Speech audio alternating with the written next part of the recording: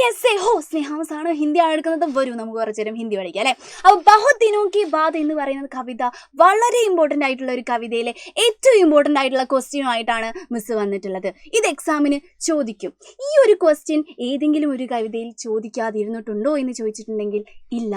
നെഹി എന്ന് പറഞ്ഞാൽ നെഹി അത്രയ്ക്ക് ഇമ്പോർട്ടൻ്റ് ആയിട്ടുള്ള ഒരു ക്വസ്റ്റ്യൻ ആണ്. എന്താണത് നോക്കിക്കേ, നമ്മുടെ കവിതയുടെ ആശയമാണത് അല്ലേ. എന്താണ് കവിത കാ ആശയ്, വളരെ ഇമ്പോർട്ടൻ്റ് ആണ്. എന്തായാലും എക്സാമിന് ഇങ്ങനെ ഒരു ക്വസ്റ്റ്യൻ കാണാനുള്ള സാധ്യത ഉണ്ട്. അപ്പോൾ ഇത്രയും കാലം മക്കൾ ആശയം എഴുതിക്കൊണ്ടിരുന്ന ഒരു രീതി ഉണ്ടായിരുന്നല്ലോ. അതായത് എല്ലാ സാധനങ്ങളും കൂടി ആ കവിത മുഴുവൻ കുത്തിക്കലക്കി സുന്ദർ ഹേ മനോഹർ ഹേ എന്ന് പറഞ്ഞിട്ട് മന്തിയിൽ ഒരു എഴുത്ത് എഴുതിയിട്ടുണ്ടായിരുന്നില്ലേ. നോട്ട് ദ പോയിന്റ്, മന്തി. നിങ്ങൾ ഉദ്ദേശിച്ച മന്തി അല്ല, മലയാളീകരിച്ച് ഒരു ഹിന്ദി എഴുതുന്ന ഒരു രീതി ഉണ്ടല്ലോ, മന്തി രീതിയിൽ, അതാണ് ഉദ്ദേശിച്ചത് അല്ലേ.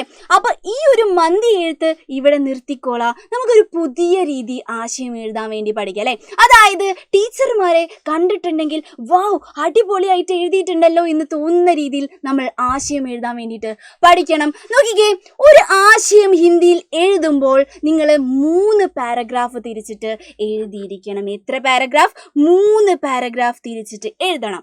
അതിലൊരു ഇൻട്രൊഡക്ഷൻ വേണം, പിന്നെ ഒരു കോണ്ടന്റിന്റെ ഒരു ഭാഗം വേണം, പിന്നെ കൺക്ലൂഷൻ വേണം. 3 സാധനങ്ങൾ ഇമ്പോർട്ടൻ്റ് ആണ് മക്കളെ, ഇമ്പോർട്ടൻ്റ് ആണ്. അപ്പൊ അങ്ങനെ എഴുതാൻ വേണ്ടി നമ്മൾ പഠിക്കാൻ പോവാണ് കേട്ടോ. നോക്കിക്കേ, ഇൻട്രൊഡക്ഷൻ എന്ന് പറയുന്ന ഭാഗത്ത് എന്ത് വേണം? കവിതാ കാ നാം വേണം. കവിതാ കാ നാം എന്ന് വെച്ചാൽ എന്താണ്? കവിതയുടെ പേര് വേണം. എല്ലാ ആശയങ്ങളും എഴുതാനുള്ള രീതിയാണേ പറയുന്നത്. നോക്കിക്കോളാം, കവിതാ കാ നാം അല്ലേ, കവിത ഏതാണ്, കവിതയുടെ പേര് എഴുതി. ഓക്കെ, അടുത്തത് കവി കാ നാം വേണം. കവി കാ നാം എന്ന് വെച്ചാൽ എന്താണ്? ഏത് കവിയാണോ അത് എഴുതിയിട്ടുള്ളത് ആ കവിയുടെ നാം എന്ന് പറയുന്നത്, നെയിം എന്ന് പറയുന്നത് ഇമ്പോർട്ടൻസ് ആണ്. അത് മക്കൾ എഴുതിയിരിക്കണം. അത് കഴിഞ്ഞിട്ട് വിഷയം എന്താണ്, അതായത് കവിത എന്തിനെയോ കുറിച്ചിട്ടല്ലേ പറയുന്നത്, ആ പറയുന്ന ആ വിഷയം ഉണ്ടല്ലോ, ആ വിഷയം നിങ്ങൾ ഇൻട്രൊഡക്ഷനിൽ എഴുതിയിരിക്കണം. അപ്പം ഇത്രയും തന്നെ എഴുതി കഴിഞ്ഞിട്ടുണ്ടെങ്കിൽ നിങ്ങൾക്ക് 1.5 മാർക്കോളം കിട്ടാനുള്ള ചാൻസ് ഉണ്ട്. എത്രയാണ്? 1.5 മാർക്കോളം കിട്ടും അല്ലേ. അപ്പൊ ഇൻട്രൊഡക്ഷൻ നന്നായിട്ട് എഴുതണം, ടീച്ചർമാരെ ഇംപ്രസ് ചെയ്യുന്ന തരത്തിൽ എഴുതി വെക്കണം. അത് കഴിഞ്ഞിട്ടുള്ള ഭാഗമാണ് കോണ്ടന്റ് എന്ന് പറയുന്നത്. അതായത് നമ്മുടെ കവിത ഉണ്ടല്ലോ, കവിതയിൽ ഓരോ ലൈനും എക്സ്പ്ലെയിൻ ചെയ്തിട്ട് നിങ്ങൾ 2ാമത്തെ പാരഗ്രാഫിൽ എഴുതണം. അവസാനം എന്താണ്? കൺക്ലൂഷൻ ആണ്. കൺക്ലൂഷനിൽ എന്താണ്? എന്തെങ്കിലും ഒരു പ്രത്യേകത ഉണ്ടെങ്കിൽ ആ പ്രത്യേകതയും കാര്യങ്ങളൊക്കെ ഉൾപ്പെടുത്തിക്കൊണ്ട് ആണ് നമ്മൾ കൺക്ലൂഷൻ എഴുതേണ്ടത്. അപ്പോൾ എഴുതേണ്ട രീതി മക്കൾക്ക് മനസ്സിലായല്ലോ.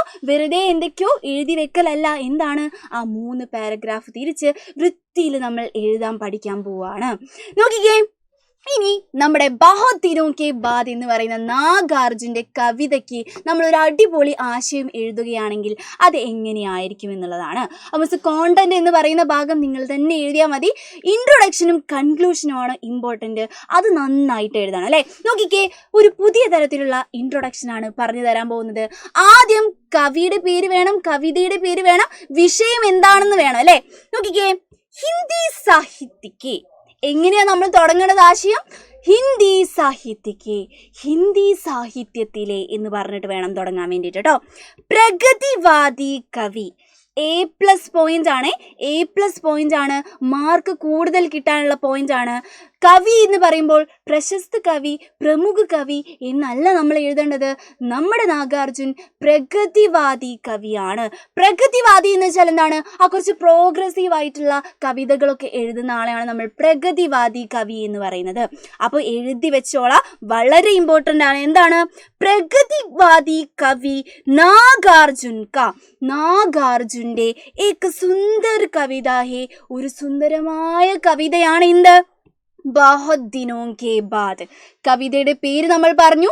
കവി എന്താണ്? പ്രഗതിവാദി കവിയാണ് എന്ന് നമ്മൾ പറഞ്ഞു അല്ലേ. ഇതൊക്കെ നമ്മൾ എഴുതി വെച്ചിട്ടുണ്ടെങ്കിൽ A+ ഉറപ്പാണ്, നല്ല മാർക്ക് കിട്ടും. 4 മാർക്കിനായിരിക്കും ഇത് ചോദിക്കാൻ ചാൻസ് കേട്ടോ. അപ്പൊ നോക്കിക്കേ, 1ാമത്തെ പോയിന്റ് കഴിഞ്ഞേ. 2ാമത്തെ പോയിന്റ് എന്താണ്? യഹ് നാഗാർജുൻ കി, ഇത് നാഗാർജുൻ്റെ സത്റംഗി പങ്കോം വാലി കാവ്യ സംഗ്രഹ സേ ചുനാ ഹേ. ഇമ്പോർട്ടൻ്റ് ആണ്. ഇതും A+ പോയിന്റ് ആണ്. നിങ്ങൾക്ക് എവിടെ നോക്കിയാലും ഇത് കാണാൻ പറ്റത്തില്ല. നിങ്ങളൊരു എക്സ്ട്രാ പോയിന്റ് നിങ്ങൾ എഴുതാൻ വേണ്ടി ശ്രമിക്കണം അല്ലേ. അപ്പോൾ എന്താണ് യഹ് നാഗാർജുൻ കി, ഇത് നാഗാർജുൻ്റെ സത്റംഗി പങ്കും വാലി, അതായത് സത്റംഗി പങ്കും വാലി എന്ന് പറയുന്ന ഒരു ബുക്ക്, ആ ബുക്കിൽ നിന്ന് എടുത്തിട്ടുള്ള എന്താണ് കവിതയാണ് നമ്മുടെ ബഹുത് ദിനോं के बाद. അപ്പോൾ ആ ബുക്കിൻ്റെ പേര് നിങ്ങൾ പഠിച്ചു വെച്ചോളാം. അതൊരു കാവ്യ സംഗ്രഹമാണ്. എന്താണ് സത്റംഗി പങ്കും വാലി. A+ പോയിന്റ് പഠിച്ചു വെച്ച് കഴിഞ്ഞു. രണ്ടാമത്തെ പോയിന്റ് ആയിട്ട് മക്കൾ അത് പഠിക്കാം. ഹിന്ദി പഠിക്കുമ്പോൾ പോയിന്റ് ആയിട്ട് പഠിക്കാൻ നോക്കുക. ഹിന്ദി ഭാവന കിട്ടുന്നില്ല, ഹിന്ദി സ്വന്തമായിട്ട് എഴുതാൻ പറ്റുന്നില്ല, ഇതൊക്കെ ആയിരിക്കും നമ്മുടെ പ്രശ്നങ്ങൾ അല്ലേ. അതൊക്കെ വിട്ടുകൊള്ളാം. എന്ത് ചെയ്യുക, പഠിച്ചെഴുതുന്ന ഒരു സിസ്റ്റം നിങ്ങൾ ഉണ്ടാക്കി കൊണ്ടുവരാം. നോക്കിക്കേ, ഇസ് കവിതാമേ, ഈ കവിതയിൽ ബഹുത് ദിനോं के बाद, ഒരുപാട് കാലത്തിന് ശേഷം അപ്പനെ തൻ്റെ ഗാവുമേ ആയേ, ഗ്രാമത്തിൽ വന്നിട്ടുള്ള, ഗാവുമേ ആയ എന്ന് വെച്ചാൽ എന്താണ്, ഗ്രാമത്തിൽ വന്നിട്ടുള്ള കവിക്ക്, കവിയുടെ ഖുഷി കാ ചിത്രൻ കിയാ ഹേ. ഖുഷി എന്ന് വെച്ചാൽ എന്താണ്, ഹാപ്പിനെസ് ആണ്, സന്തോഷത്തിൻ്റെ ചിത്രം ആണ് ചെയ്തിട്ടുള്ളത്, ചിത്രണമാണ് ലഭിക്കുന്നത്. നോക്കിക്കേ, കവി ആരാന്ന് പറഞ്ഞു, കവിതയുടെ പേര് പറഞ്ഞു, ഏത് കാവ്യ സംഗ്രഹത്തിൽ നിന്നാണ് എടുത്തതെന്ന് പറഞ്ഞു, വിഷയം പറഞ്ഞു അല്ലെ. എന്താണ്, കവിയുടെ ആ സന്തോഷമാണ് ബഹുത് ദിനോं के ബാദിൽ കാണിക്കുന്നത് എന്ന് പറഞ്ഞു. ഇതാണ് നമ്മുടെ ഇൻട്രൊഡക്ഷൻ, ഇതാണ് നമ്മുടെ ഒരു പക്ക ഇൻട്രൊഡക്ഷൻ എന്ന് പറയുന്നത് കേട്ടോ.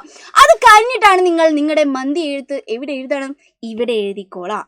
നിങ്ങൾ സ്വന്തമായിട്ട് ആ ലൈൻ എന്ത് ചെയ്യാം, എക്സ്പ്ലെയിൻ ചെയ്തിട്ട് എഴുതിക്കോളാം.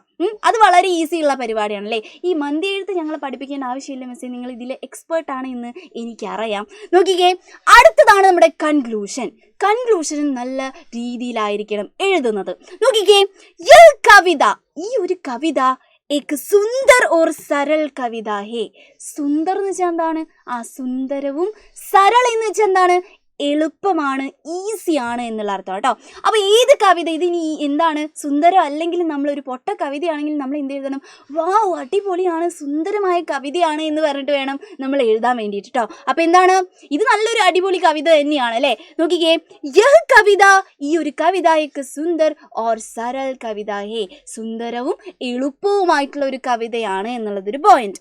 അത് കഴിഞ്ഞിട്ട് യഹ്, ഇത് വ്യസ്ത ജീവൻ മേ, വ്യസ്ത എന്ന് വെച്ചാൽ തിരക്കു പിടിച്ച എന്നാണ് അർത്ഥം. എന്താണ്, തിരക്കു പിടിച്ച, ജീവൻ മേ ജീവിതത്തിൽ, ഇത് വ്യസ്ത ജീവൻ മേ തിരക്ക് പിടിച്ച ജീവിതത്തിൽ, ഹം കബി നമ്മൾ ചിലപ്പോൾ, കബി എന്ന് വെച്ചാൽ എന്താണ്, ചിലപ്പോൾ, ജീബർ എന്ന് വെച്ചാൽ എന്താണ്, മനസ്സ് നിറയെ എന്നുള്ള അർത്ഥമാണ് അല്ലേ. ജീബർ ജീനെ കേലിയെ, മനസ്സ് നിറയെ ജീവിക്കാൻ വേണ്ടിയിട്ട്, ഭൂൽ ജാത്തേ ഹേ, ഭൂൽ ജാന എന്ന് വെച്ചാൽ എന്താണ്, ആ മറന്നു പോലെ. ഈ തിരക്ക് പിടിച്ച ജീവിതത്തിൽ ചിലപ്പോൾ ജീബർ മനസ്സ് നിറയെ ജീവിക്കാൻ വേണ്ടിയിട്ട് നമ്മൾ മറന്നു പോവും. ഇമ്പോർട്ടൻറ്റ് പോയിന്റ് ആണ് കേട്ടോ, ഇതൊക്കെ നിങ്ങൾ എഴുതിയെടുക്കണേ. നോക്കിക്കേ, കവിതാമേ, കവിതയിൽ കവി പ്രകൃതിക്ക് സുന്ദരത, പ്രകൃതിയുടെ സുന്ദരത, ആ മനോഹാരിത, ജീബർ മനസ്സ് നിറയെ, അനുഭവ് കർണേ കേ ലിയേ കഹത്തെ ഹേ, അനുഭവിക്കാൻ വേണ്ടിയിട്ടാണ് പറയുന്നത്. കവിതയിൽ എന്താണ് പറയുന്നത് എന്നുള്ളത് നമ്മൾ എന്ത് ചെയ്യാണ്, കൺക്ലൂഡ് ചെയ്തിട്ട് എഴുതിയേക്കാണ്, പഠിച്ചു വെച്ചോളാം.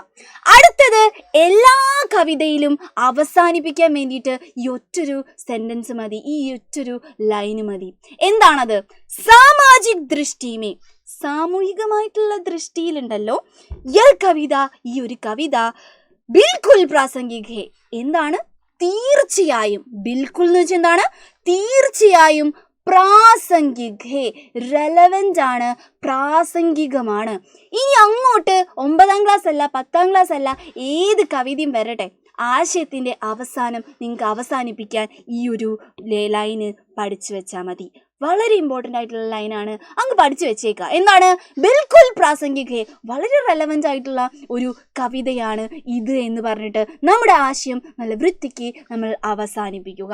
അപ്പം മറന്നു പോകേണ്ട, 3 പാരഗ്രാഫ് തിരിച്ച് നല്ല വൃത്തിയിൽ എഴുതേണ്ട സാധനമാണ് നമ്മുടെ ആശയം എന്ന് പറയുന്നത്. അപ്പോൾ ആശയം എഴുതാൻ വേണ്ടിയിട്ട് എല്ലാവരും പഠിച്ചിട്ടുണ്ടാവും അല്ലേ. ഇതേപോലത്തെ കുഞ്ഞു കുഞ്ഞു കണ്ടന്റുമായിട്ട് മിസ് ഇനിയും വരുന്നതാണ്. Okay, by.